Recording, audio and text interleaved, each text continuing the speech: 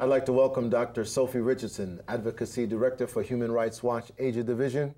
Dr. Richardson has testified before the European Parliament and both the U.S. Senate and House of Representatives, and is the author of China, Cambodia, and the Principles of Peaceful Coexistence. Dr. Sean Roberts is the Director of International Development Studies program at George Washington University's Elliott School of International Affairs. He has been studying the Uyghur community in Central Asia for over 15 years and is the producer of the documentary Waiting for Turkestan. Welcome, everybody. Thanks for having us. I'm going to go to you guys now. You're experts in this area. You work on this area. Why is it that most people who are watching the show don't know anything about the Uyghur people except for the Guantanamo Uyghurs? If they know that. Mm-hmm. Well, I think one of the problems is it's an area of the world that's very isolated. And particularly during the Cold War, it was very isolated, being stuck between China and the Soviet Union. Americans knew very little about it. And then, of course, you know, Americans know a lot about the Tibetans and their situation within China. The Uyghur situation is very similar in a lot of ways, but there's no Dalai Lama for there's no Richard Gere for the Uyghur. There's no Richard Gere. Yeah, and I think unfortunately, but how does their circumstance fare in terms of human rights? We're Human Rights Watch. For the Uyghurs, yeah. this is a fairly dire situation. I mean, these are people who, on a daily basis, endure extraordinary degrees of government intervention into their practice of their religion, their ability to educate their children, what kind of jobs people can have. I mean, these are very sort of daily frustrations and humiliations that people are forced to endure, and those are in the good times. All right. And what we see in the bad times, for example, after the protests last summer in July of 2009, we documented a wave of enforced disappearances, which to us are among the most serious kinds of problems of human rights abuses, because by definition, it's agents of a government who are supposed to be protecting people who are in fact arbitrarily detaining and disappearing them. All right, but during, I think we talked about this, the post 9/11 circumstance made things worse for the Uyghur people.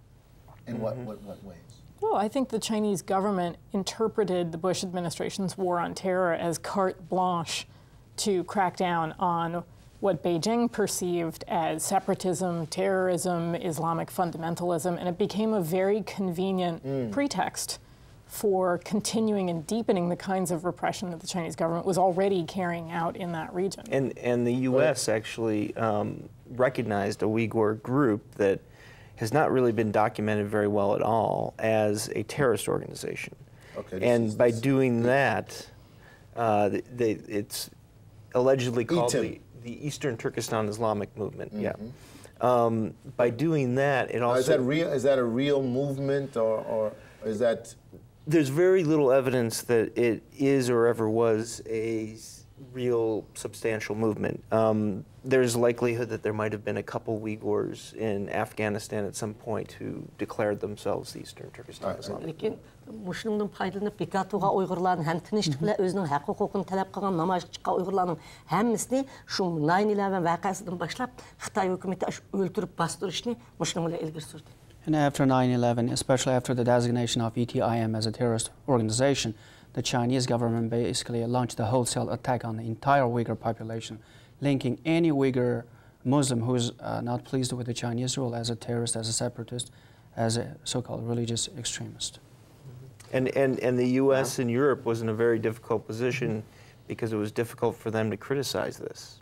Because the Chinese government would say, well, you are attacking terrorists as well. This is part of a worldwide war on terrorism. But let me ask the other question, because if these are Muslims, we're talking significant population of Muslim population being repressed, its religious rights being violated, human rights violations.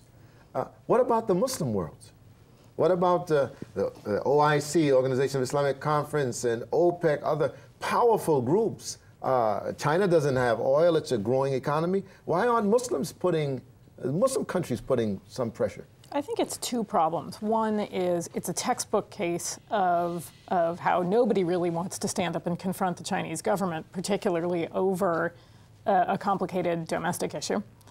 But I think it's also that the Uyghur population is simply not well recognized or known as part of the global Islamic community. And even in the United States, if anybody knows about Uyghurs, it's the handful of guys who are sitting at Guantanamo, all of whom have been acknowledged as being innocent. And there's a perception that they're somehow problematic. I want to make sure we heard that. That the Guantanamo Uyghurs have been what? Oh, they have been, the U.S. government has itself finally acknowledged that there's no evidence to suggest that they're terrorists. They're innocent. Then we're trying to relocate them.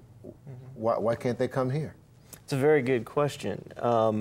There are some people who say they should be allowed to move right into the United States. And some people who say what?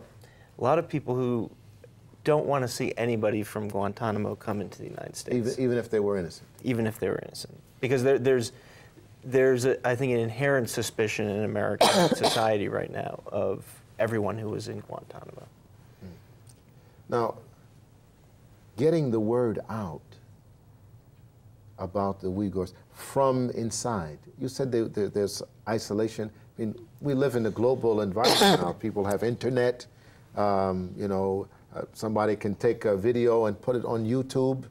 Why aren't we seeing that from the Uyghur community? Well, I think this has been fairly well documented. I'm sure Dr. Richardson can add to this that the Chinese state controls the internet so extensively that it's very difficult to get much out. That being said, there was a very lively Uyghur internet culture until last summer. After the events of the summer 2009... What some people would call riot. Yeah, some people might call it a riot. They have essentially shut down the internet in the Uyghur Autonomous Region.